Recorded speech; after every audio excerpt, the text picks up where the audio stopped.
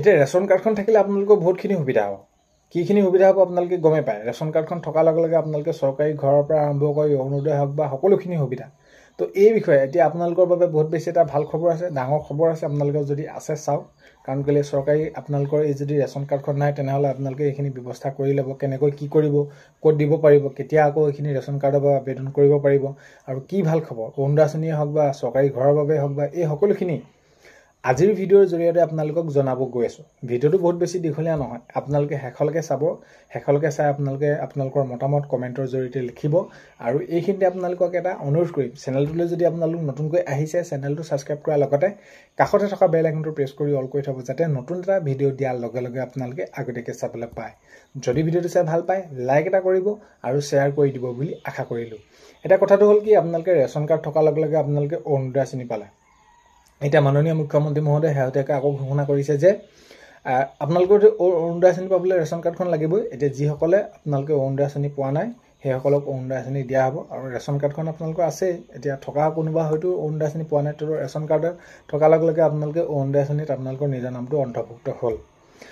ration কাৰ্ডখন থকাৰ লগে লগে আপোনালোকৰ কি হ'ল আপোনালোকে চাউলটো পালে চাউলটো এতিয়া সমান্তৰালকৈ আপোনালোকক দাইল দিছে সুলভ মূল্যত চেনি দিছে নিমখ দিছে সেইটো আপোনালোকৰ সুবিধা হ'ল আৰু চাউলটো আজি কিমান দিনৰ পৰা তেনেদৰে সেইখিনি ফ্ৰীকৈ দিয়ে আছে আৰু নেক্সটটো আপোনালোকৰ হ'ল যে আপোনালোকৰ আয়ুষ্মান হোৱাৰ লগে লগে আপোনালোকৰ কি হ'ল যে আপোনালোকে চিকিৎসালয় যেতিয়া গ'ল তাত আপোনালোকে সেইটো ভগৱানে নকৰক যে সেইখিনি আপোনালোকে সা সুবিধাসমূহ পায় আয়ুষ্মানৰ ক্ষেত্ৰত সেইটো আপোনালোকৰ বাবে বহুত বেছি এটা ভাল খবৰ আৰু ইয়াৰ সমান্তৰালকৈ আপোনালোকৰ চৰকাৰী ঘৰৰ বাবে আপোনালোকে আবেদন কৰিবলৈ হ'লে আপোনালোকক কি লাগিব ৰেচন কাৰ্ডখন লাগিব ৰেচন কাৰ্ডখন থকা সকলৰ বাবে বহুত এটা বেছি ভাল খবৰ হৈ পৰিলে সো ৰেচন কাৰ্ডখন থকাৰ লগে লগে আপোনালোকে চৰকাৰীৰ বাবে আবেদন কৰিব পাৰিব এতিয়া যিসকলে আবেদন কৰি আছে নতুন বছৰতে আপোনালোকে 3 লাখতকৈ অধিক নতুন ঘৰ ৰূপায়ণ হ'ব আৰু ইয়াৰ সমান্তৰালকৈ আপোনালোকে যদি চাই তেনেহলে এইখিনি এই চৰকাৰী যিটো ৰেচন কাৰ্ড আছে তাৰ থকাৰ লগে লগে আপোনালোকে যাৰ ঘৰত ধৰি লওক শিক্ষাৰ্থী আছে তেওঁলোকে কলেজত নামভৰ্তি কৰিবৰ বাবে তো সেইখিনি তেওঁলোকে সেইখিনি বিনামূলীয়া কৰি দিছে মাননীয় মুখ্যমন্ত্ৰী মহোদয়ে সেইখিনি শেহতীয়াকৈ জনাইছে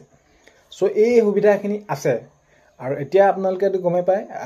দাইল চেনি নিমখ এইখিনি দিছে এতিয়া কথাটো হ'ল কি আৰু ৰেচন কাৰ্ডখন এইখন আপোনালোকৰ থকাৰ লগে লগে আপোনালোকৰ যিকোনো ধৰণৰ সুবিধা আজিকালি আটাইতকৈ গুৰুত্বপূৰ্ণ সেইখিনি আপোনালোকৰ বাবে ৰেচন কাৰ্ডখনে এতিয়া আটাইতকৈ মূল্যৱান হ'ল সো এতিয়া চৰকাৰী ঘৰৰ ক্ষেত্ৰত কি হ'ব ৰেচন কাৰ্ড আপোনালোকে এইটো পোৱাৰ লগে লগে আপোনালোকে আবেদন কৰিব পাৰিব সেইখিনি আপোনালোকে গম পালে এতিয়া কি হ'ল আপোনালোকৰ ৰেচন কাৰ্ড নাই কি কৰিব এতিয়া ৰেচন কাৰ্ডটো নহলে আপোনালোকৰ নহব এতিয়া বহুতে ৰেচন কাৰ্ড পোৱাও নাই কিন্তু পাব লাগে এই ক্ষেত্ৰত মাননীয় মুখ্যমন্ত্ৰী মহোদয়ে জনাইছে যে ৰেচন কাৰ্ড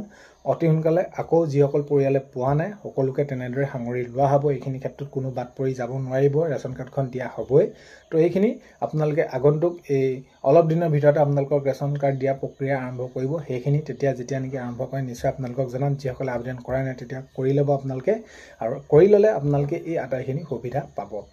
তো এইখিনি জনালো আপোনালোকে ভিডিওটো শেষলৈকে চোৱাৰ বাবে বহুতেই বেছি ধন্যবাদ এইখিনিতে আপোনালোকক ভিডিওৰ প্ৰথমতে কোৱাৰ দৰে চেনেলটোলৈ যদি আপোনালোক নতুনকৈ আহিছে সাবস্ক্ৰাইব কৰাৰ লগতে কাষতে থকা বেল আইকনটো প্ৰেছ কৰি অল কৰি থব যাতে নতুন এটা ভিডিও দিয়াৰ লগে লগে আপোনালোকে আগতীয়াকৈ চাবলৈ পায় অন্য এটা ভিডিওতে লগ পোৱাৰ আশাৰে আজিলৈ